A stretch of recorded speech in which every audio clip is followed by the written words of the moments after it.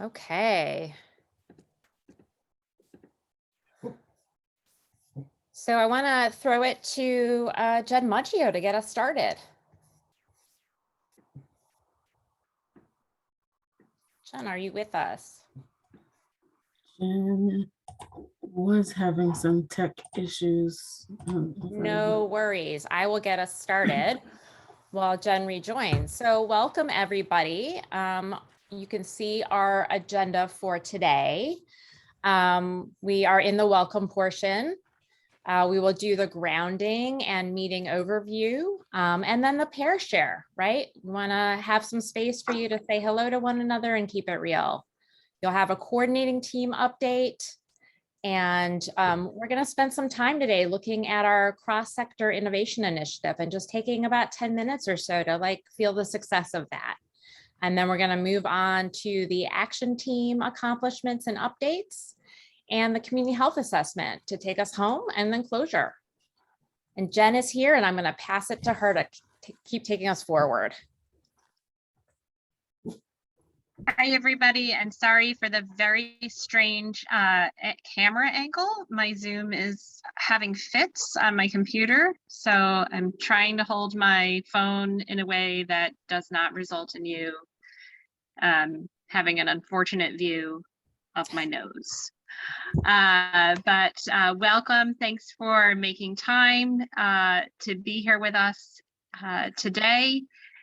Just as a reminder and a refresher, we start all of our meetings with this grounding to really center ourselves and our thinking in the frame we use for our work together, which is to recognize the significant impact of the social determinants of health on health outcomes and the need to do work in those areas if we want to improve population health. And more significantly, what the impact of racism and how racism shows up in the structures, systems, policies, practices within each of these social determinants. It is our commitment as a collaborative to lead with that, to tell the truth about that, and to work to dismantle that structural racism and create opportunities for everybody to achieve optimal health.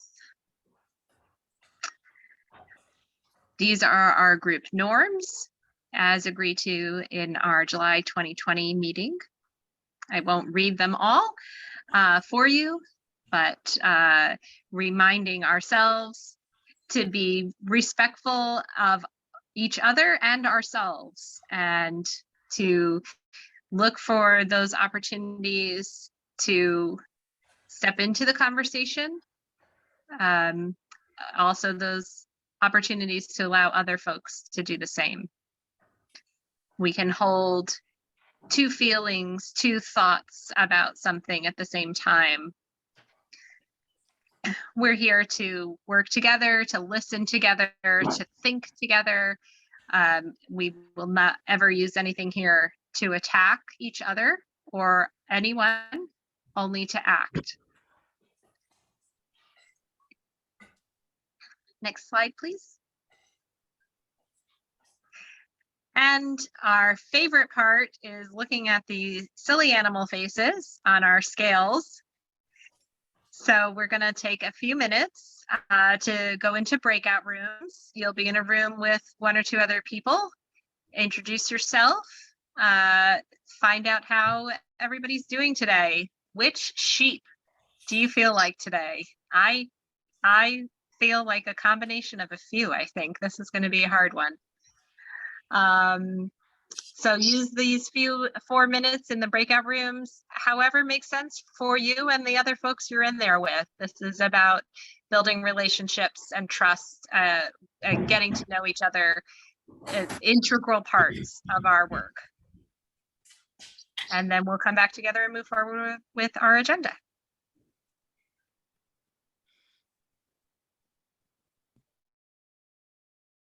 A lot of things within this meeting space to really try to create avenues for sharing and participation that was meaningful. You might remember our 1 to 5 decision making. Again, how do we not just have folks sitting on Zoom, but how do we have people really be more engaged? Speaking of more engaged, as I'm talking, if some piece of this work has applied to you or been meaningful to you, feel free to take yourself off of mute and share. Let's just pretend we're all in a big room together, okay? The next thing was really building capacity to address racism as a public health issue. We did a lot of sharing of trainings and tools. You probably can reflect on the last couple of years and think of a lot of different speakers and conversations that we've had focused on racism. We've certainly also done the evening sessions that were intended to give you all another opportunity to engage with particularly local and regional work, addressing the social determinants of health and how racism plays out in them. And really trying to lift up, the expertise of community partners. So that's kind of, I'm getting into the successes by doing the reminder of the goals. One of the things that I know in the coordinating team that we feel one of the things most proud about is working with the 6 partnership grantees. This was a really important step for us in order, we had these grant funds and we were able to kind of share some of these funds with folks doing the work in the community and develop a grant structure that felt instead of being competitive, that it was really just acknowledging the incredible work that's going on in our very communities. So that's been a highlight. Between all of you, you've done 56 organizational racial equity assessments. We got a lot of data in, and what we see when we look at that data, is that our collaborative looks a little different than it did when we first started. We have a lot more grassroots organizations in our midst. We have folks who speak more than one language, more than we did before. We have folks who maybe haven't been in their organization quite as long. So in addition to our very important institutional partners, we've really have gotten a new, some new folks to join us, and we're really excited to have all of you here. We have linkages to amazing equity partners around the United States. Jen's working on some work now with NACCHO to provide mentorship to other public health districts and groups in the States, a couple of mentees, and we're able to reach out to folks we met through this grant to help us with that work. So that's, one example of how meaningful that is to just have a bit of a network of people with the expertise. I've mentioned the racial equity series. That's amazing, and that's continuing. Many thanks to Kia and Stephanie and Jen and the rest of the coordinating team for keeping that going. We'll have an announcement of the next one coming up, I believe next week. So stay tuned for that. The purpose and process document I mentioned. We have, I just finished the Witness Stone's Old Line podcast. So you'll have a new thing to listen to while you have your morning coffee, perhaps. And then there's something that I call the special sauce. And let's go to the special sauce. So one of the things that we've talked a lot about in the coordinating team is really doubling down on our humanness. I think so often, being professional is used as a mask and sometimes as a way to maintain white supremacy, frankly. Some of the rules that we have in our organizations don't always let us acknowledge who we fully are. And I don't know if that resonates with any of you. I know I used to work for state government, and it really resonates with where I used to be. And so trying to provide opportunities in our coordinating team in this meeting for people to check in, especially during the pandemic. But I think that this crosses over. I think we have always had a need to connect at a human level, and we're really working on doing that. We want to, compensate folks that are sharing their knowledge and time with us. So with community members, in the evening series, and speakers here, want you to know that those folks are being compensated, because that's just the fair and right way to do things. And then, we want to be, for the partnership grantees, not just a funder, but a partner. And that's been part of what the podcast work has been about. Anybody have anything to add? A lot of you have been parts of this work, and I just want to take a moment to see if anybody has anything they want to share or clarify.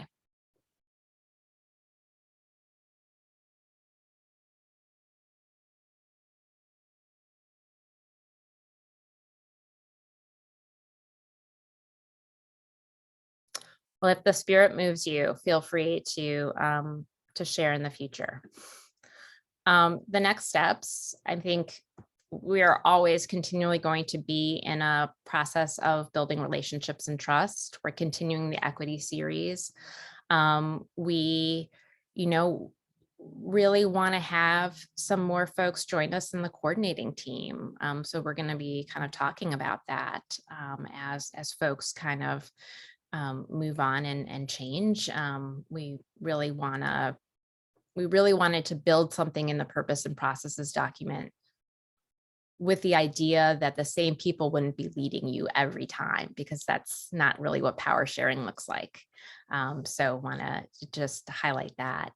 And continuing to the task of making concrete anti-racist gains. This is challenging. It is hard to kind of have a measurable body of work around this. And so as we, continue on with our community health assessment, we're going to be looking for ways to make that concrete and tangible. And then I just wanted to add that we've done this during a time that has been uniquely challenging. I haven't watched a lot of Black Mirror. I've watched one TV show and it made me feel really ungrounded and upset. So I saw this meme and I thought maybe it would resonate with some of you. It's kind of incredible to advance good work at a time when so many things are not really going very well, frankly, and to stay together and to show up with you all. So thank you so much for showing up with us. And then I'm going to pass it to Kia to take us to the next part of our meeting. But if everybody could just can you take yourself off mute and clap? It would just be lovely to hear all of you.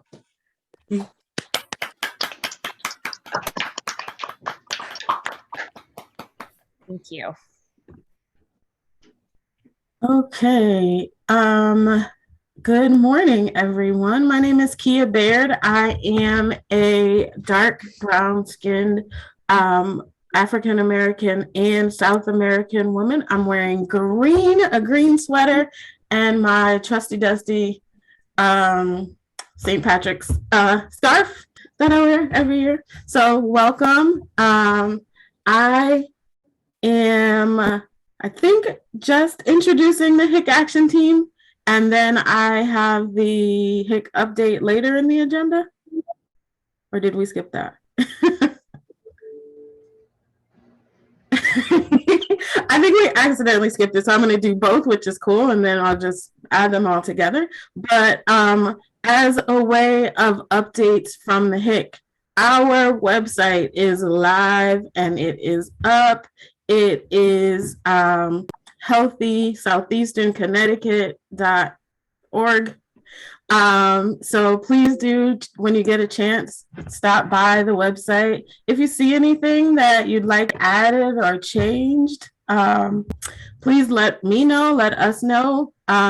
We hope that the website does not stay static, that it is evolving and growing, and we want to add resources to it. We want to add articles, opportunities for folks to learn about the work that we're doing. So kudos. I came at the absolutely tail end of the website. So so congratulations and thank you to all of our teammates who worked on the website. It is very cool. If you go on it, you will see some familiar faces, which is always very nice. So that is wonderful. And then as Isabel mentioned, next week is our evening series. And anyone that knows me knows that if it ain't broke, don't fix it. So if you are ever looking for the registration link for the evening series, I literally made them the same each month and just put the month and the year at the end. So it's in the chat. But this month we will be talking about environmental justice. So if you would join us next Thursday evening at 7 p.m. via Zoom, we are going to be talking about environmental justice. We're going to be talking about it from the perspective of the work that the state of Connecticut is doing, and then as well as the perspective of folks who live locally and are doing that work at a grassroots level. So hopefully having that conversation from both perspectives. So we hope you can join us. All right, so that is what I have for updates. And then we are in the spirit of what Isabel started talking about, this celebratory kind of meeting of the work that we've been doing. We are going to hear from each of our action teams, and they're going to tell you a little bit about the work that they've done over the last couple of years. And then after you hear from all of them, we will talk about how we move forward. So we will start with the OAT. Hey, Jen. Hi, everybody. Sorry, again, I can't see myself now, so I don't know what you're looking at, and I apologize in advance. So really honored to represent the Overdose Action Team and share with you this morning. I really just feel so fortunate to be able to work with the strong partners on the OAT and the New London County Coordinated Access Resources Engagement and Support Project, Alliance for Living, and the City of New London, as well as all of the other partners on the OAT who help us identify what's happening in our community, guide that work, and share information to support our community members. We've shared about the NLC Cares project before, but for those of you who don't know, we were able to get funding to launch our Navigator project, which really features specialized community health workers out in the community, connecting with people who use drugs, people living with substance use disorder, sharing information, connecting them with resources, and we've expanded access to treatment for people who are interested in medication, especially for substance use disorder, really staying grounded in harm reduction, following the science and the evidence-based practices. We've also received funding from Department of Public Health through the Overdose to Action grant, and that's been able to expand our outreach and education initiatives. We're doing another naloxone training at the Dominican Association tonight. If anybody's interested in hosting us for naloxone training, needs any more information, please let me know.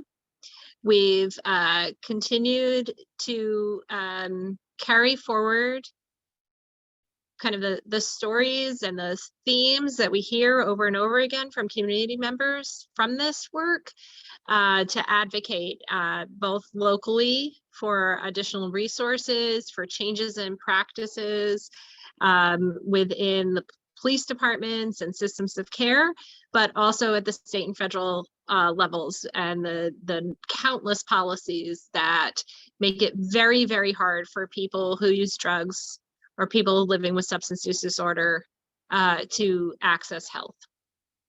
And we'd love for all of you to be a part of that with us. Our next meeting is March 22nd, and this will be a special meeting. It won't actually be a meeting, it's a training from the National Harm Reduction Coalition. And I meant to put the registration link for that in the chat, but I can't do that on my phone because it's just beyond my capacity. So I'll have share that with Kia somehow, maybe when I'm done with this. And if she can't get it in the chat, then we'll email it out. But please, if you're interested in learning more about harm reduction, expanding your skills and knowledge base to work with people you serve or people that you know personally, please feel free to register and join us for that training. Part 1 in March, and part 2 if you want to go a little bit deeper at our April meeting. Thanks so much.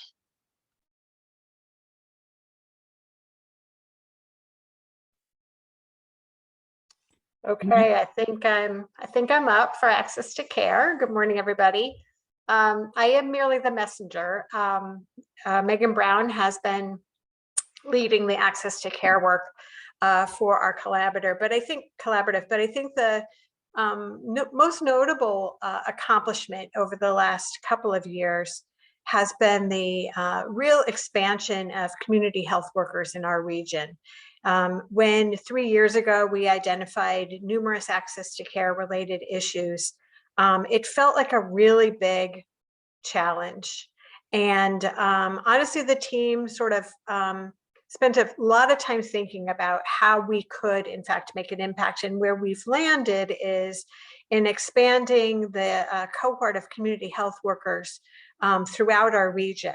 And so now the most, if not all, of the patient-facing or person-facing staff at TVCCA, Thames Valley Council for Community Action, have received community health worker training. And in addition, we have community health workers that are specializing in asthma and diabetes, as well as with the Northeast Medical Group in providing navigation for people. There were a couple other notes that I think Jen added on this particular area of work. So Jen, I want to just invite you to weigh in on that as well. Oh, just I mentioned under the update, the Navigator project really is connected strongly to access to care in terms of the navigators being specialized community health workers, and both have become certified community health workers, the navigators that are on the Alliance for Living team, and the expansion of access to medication through the partnership with Yale University and also Community Health Center to have field clinicians who do assessments and inductions on medications outside of a typical clinical setting. And in addition to that, I'm really excited that we now have in 2 navigators and 2 full-time community health workers, generalists, on the Ledgelight staff. Yes, so in short, in 3 years, we've gone from a couple of community health workers in our region to, I would say, a large cohort of community health workers in our region, from generalists to specialists. And the way they're assisting with access to care is numerous. The ways are numerous, in as much as they help people to overcome barriers to receiving care and to following their care plans. And so this really forwards our goals of making it easier for people to access the care that they need. That's it for me.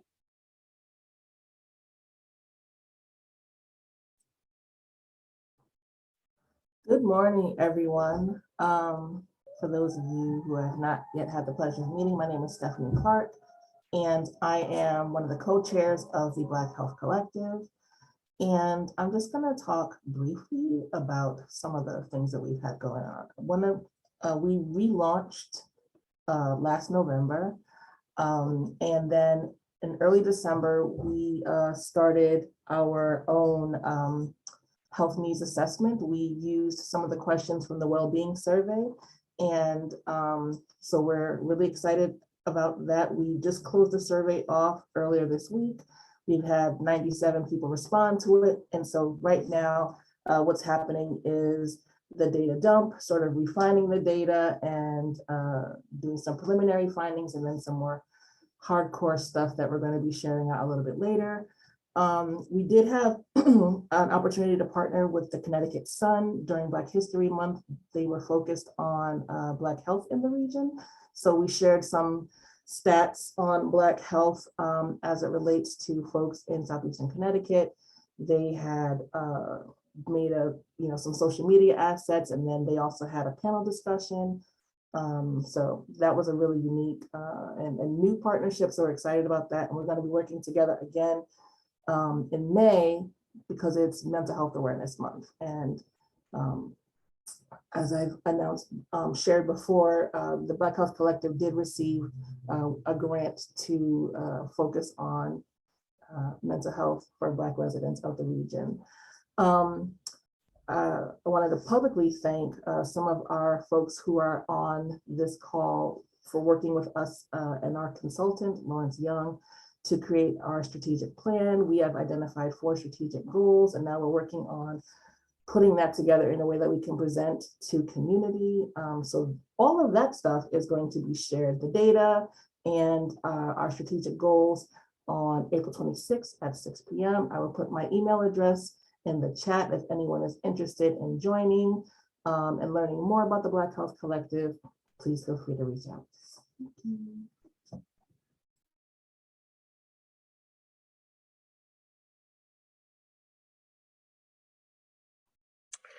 Okay, me again. Once again, I'm the messenger for this work. But I wanted to share the progress that the Hispanic Alliance Mental Health Network has been able to make over the last 3 years.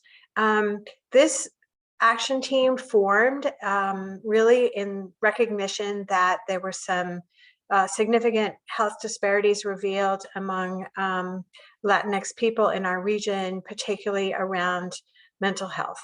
And so when they came together, there were some bilingual, bicultural providers in the region, but there wasn't really any connection between them, or maybe there was some, but not in a formalized way. And one of the first things that the HAMN did was to put together and connect those individuals who are bilingual and bicultural in the region.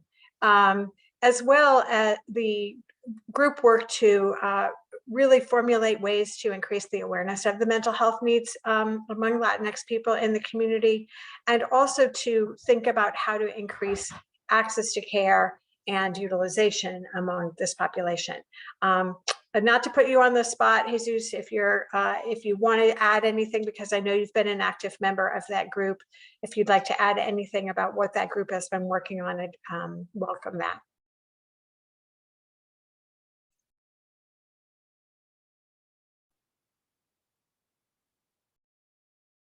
All right, maybe he's stepped away, but that group has been quite active. And so anyway, we wanted to provide you with a little bit of what they've been working on, and to thank them for all of their efforts. I think that's it for me.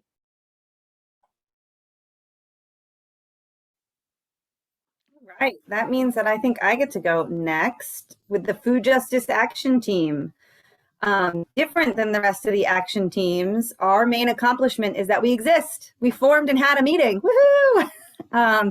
Many of you have been hearing about this Food Justice Action Team or have heard about how we formed, but I'll just remind you all that in 2019, the Health Improvement Collaborative was a part of a statewide, state-funded grant to form health enhancement communities, which would get us ready to sort of spend money on 2 primary initiatives that the state decided. And what we did in our HIC fashion was we pulled a group of community ambassadors together and really did a lot of relationship building and a lot of learning and lifting community voice. So those ambassadors shared their experiences, and then they went out and interviewed other folks to find out their experiences with their community, with health equity, with what kind of barriers they're seeing out in their communities. And what bubbled up was not just food access, but food justice. Right. And so from that project, we decided to form a Food Justice Action Team as a 5th action team of the Health Improvement Collaborative. And I have been lucky enough to be able to chair that committee. Did I introduce myself again? I'm Alicia McAvey. I'm the Executive Director of Fresh New London. I jumped right in. So as the Executive Director of Fresh New London, we're very excited to be a part of this because we have done a lot of work to really lift food justice as separate than food access alone, right? Food access is certainly a part of this, and health is certainly a part of it, as well as nutrition. But really, it's about promoting a culture of dignity at all of our food access points, about creating sovereignty or control over our access to food, and really promoting justice throughout the entire food system. From seed to plate, the workers, the folks who are picking our food, the folks who are accessing food, and the way that we're cooking it, with a focus on culturally relevant crops for those in southeastern Connecticut. And so we had our first meeting on March 24th. It was great. We had a diverse group of people from different areas of the food system. So we had some folks who were kind of working at the emergency food system level, some folks who are gardening and growing food, some folks who are working with farmers, some folks who are just like consumers and want to advocate on behalf of consumers. And so we're excited to continue to advance that group. And our first meeting was mostly about reviewing our purpose and our scope. And I'll just take a moment to talk about our scope. While a lot of things come up in food, especially around like projects, let's jump into a program. You know, we're going to be really conscious not to jump into programs, even though we do have some projects in the pipeline. So what we're interested in doing is assessing the local landscape, really understanding what the food system looks like in this area and what are the gaps and opportunities. We're going to be talking about some training and shared learning opportunities for folks who are working at emergency food system level, who are on the ground accessing food kind of across the board. We're going to create the conditions for programs. So that's what I wanted to focus on for a minute. So we'll be a network, we'll have partnerships, programs will bubble up, but they will be because we've created the conditions for partnerships. And then we're really interested in looking at policy change. And that's not just governmental policy, but how organizational policy can impact the way that folks access food. We do have some current projects that we're working on, even though we just had our first meeting. So we're mapping the emergency food system in New London. We're also a part of a regional food system grant that is run by Grow Wyndham out of Willimantic, and it's for the eastern part of the state. And we'll be doing an asset map of all of the food projects from the emergency food system to farmers markets to grocery stores, and that's exciting.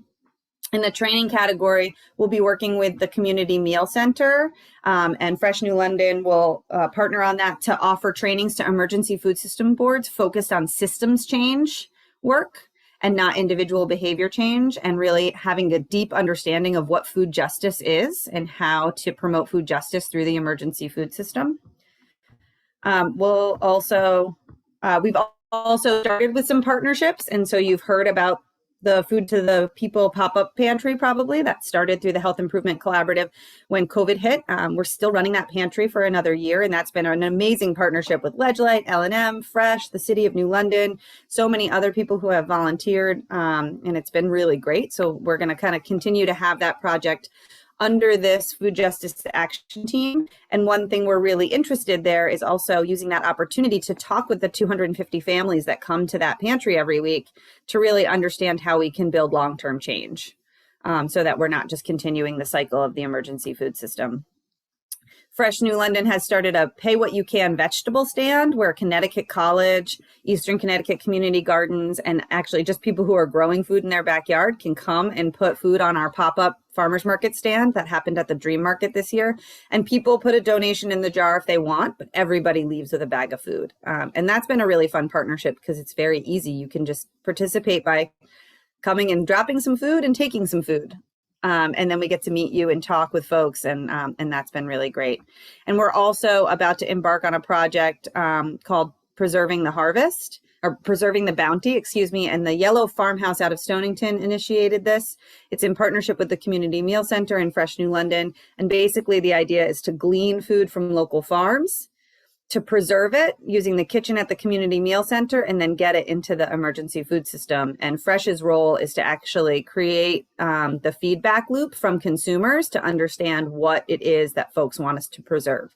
So for example, we might get a huge donation of daikon radishes, but like pickled daikon radishes might not be the thing people want. We're really going to push for like, oh, can we get those tomatoes that are rotting on the vine so we can make tomato sauce? Right. So we're just going to kind of have a feedback loop that folks can really engage in controlling the food that they get and have a say, because in the emergency food system and so often in other places, we see that we're just kind of giving the food that we can, but wouldn't it be amazing if folks had better control over that and had a say in what they're getting?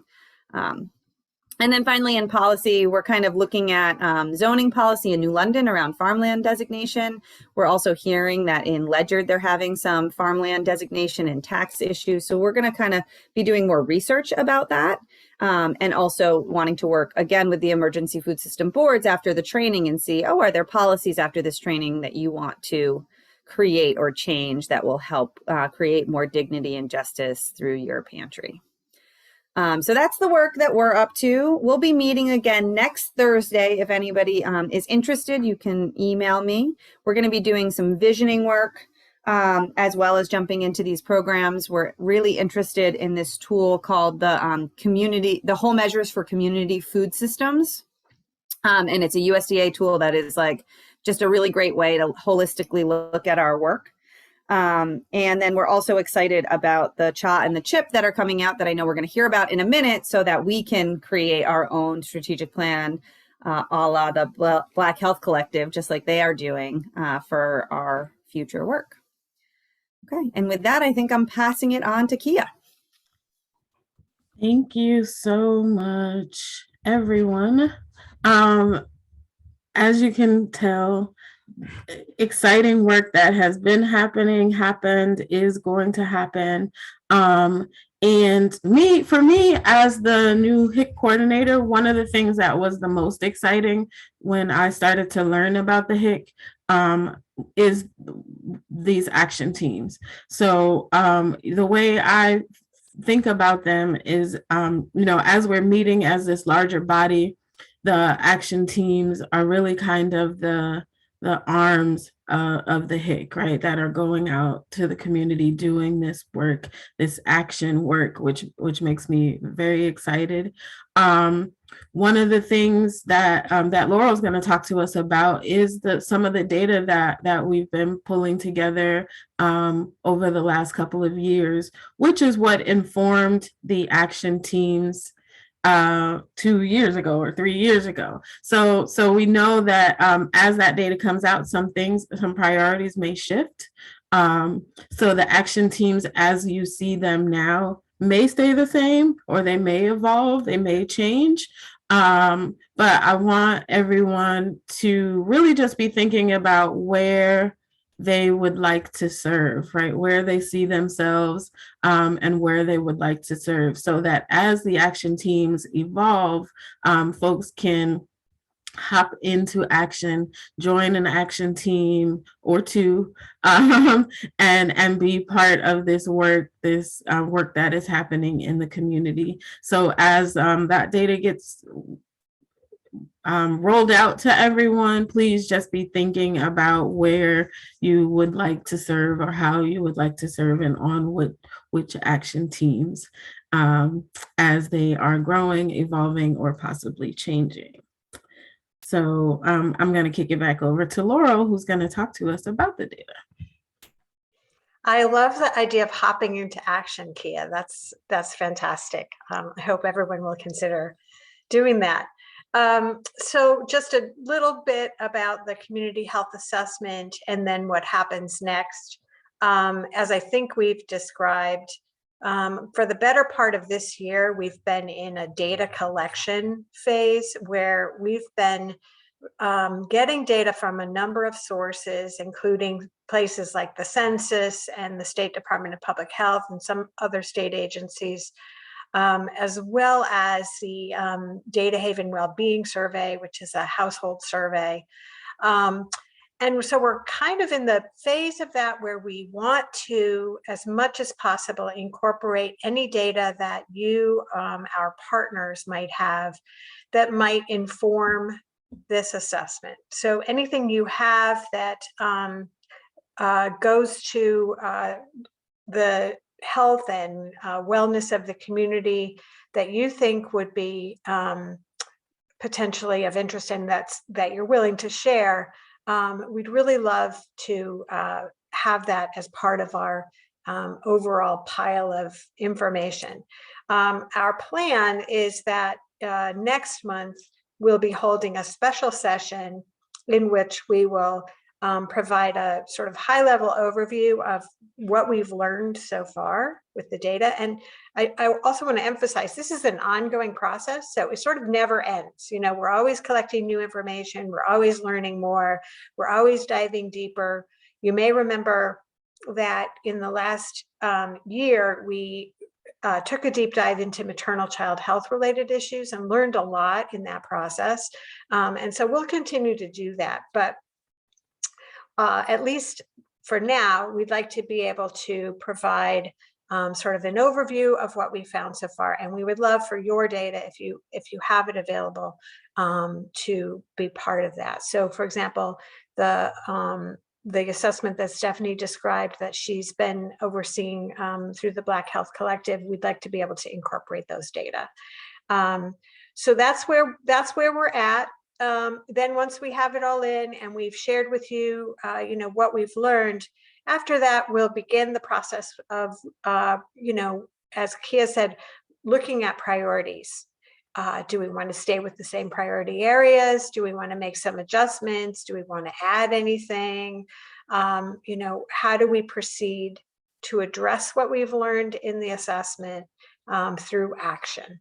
And that's really where we'll be going in, you know, sort of the early summer time period, so that by around the end of the summer, we'll have the Community Health Improvement Plan, the CHIP, put together. And that's sort of the roadmap for going forward for the next 3 years. So that's just a couple words about where we are with this assessment and planning process. And if anyone has any questions, I'd love to hear them.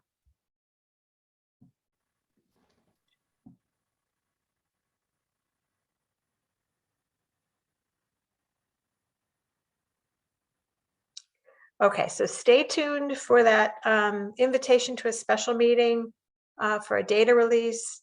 And also, if you have data that you think would be helpful to this process, please reach out to either Kia or me or anyone on the coordinating team, and we'll work with you to get that into the mix. So thanks, everybody.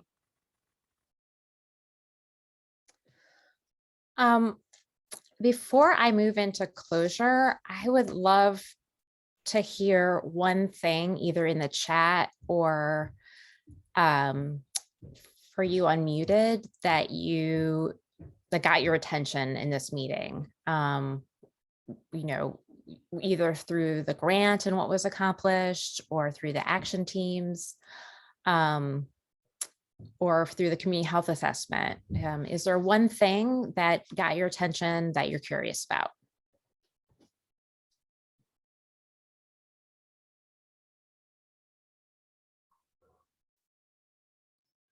Hi, Isabel.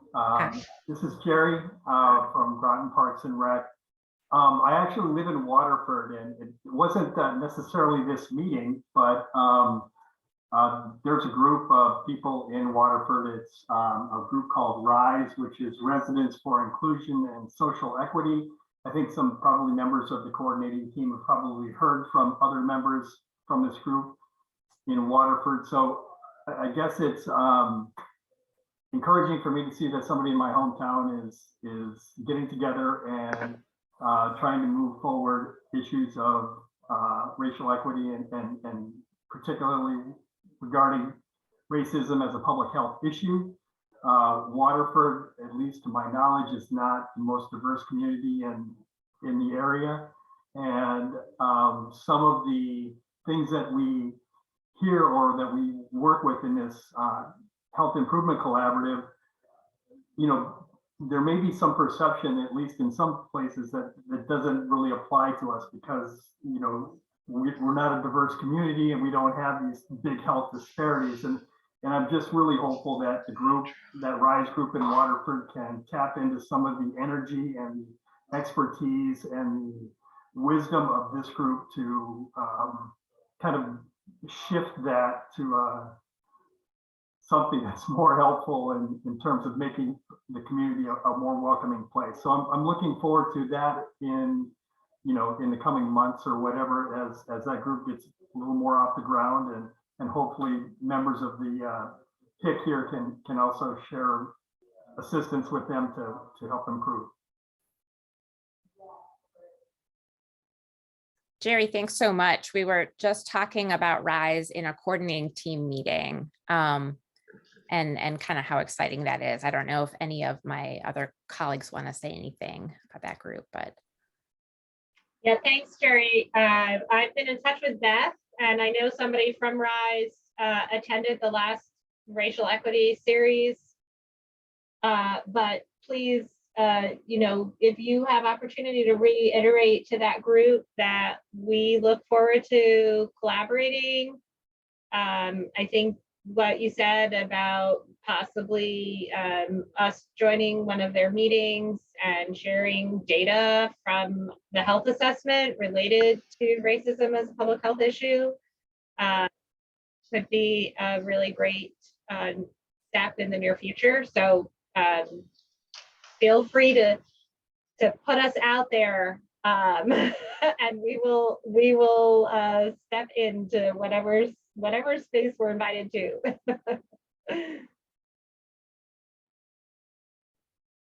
Awesome. Thanks, Jen.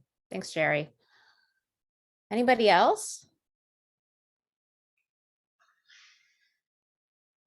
I got excited about hearing about the things that Kia is proposing with meetings on EJ, especially because there's a lot of federal funding that is coming in down the pike for infrastructure, and a lot of it is actually tied to environmental justice and justice communities, and really focusing those funds. And I think it's really important to be listening first, and building second. And we just have a number of different things that are happening in the region that are coming up really quick that are great opportunities for input, including corridor studies on Route 161 in East Lyme and Route 32 in New London. Those are both kicking off this month. The DOT is doing 2 studies. They're doing a customer service study called Transit Experience, and they are looking for input from users about whether their needs are being met. And that one for me is really big. Like you're comparing these apples and oranges down in Fairfield County. Like the concept of having a bathroom or Wi-Fi on a bus in southeastern Connecticut is like kind of mind-blowing, whereas they think of it as a God-given right down there. So just trying to equalize some of that for our customers. Shoreline East expansion, we want to also be hearing a diverse community there. And just also we're doing an air quality conformity endorsement at the COG next month in April, and we are trying to we'll be endorsing the changes to our transportation improvement program that will have impacts on air quality. So I think that that's kind of relevant to this group with asthma, and that you can find more information on our website, but we'll be putting out a public notice pretty soon. Thanks. Kate, thanks for sharing that. Certainly we can look at your website. If things cross your desk around things that are imminent, please share it with us so we can kind of include it in our digest and get it out to our networks. Yeah. Thanks. Sure. Anybody else?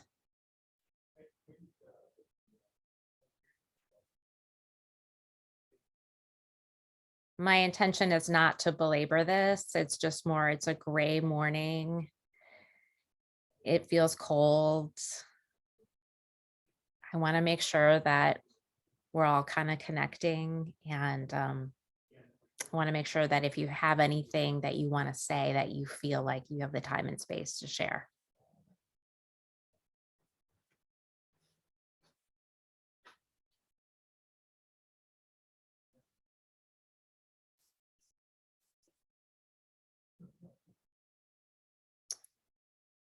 Okay. Thank you for putting some things out in the chat.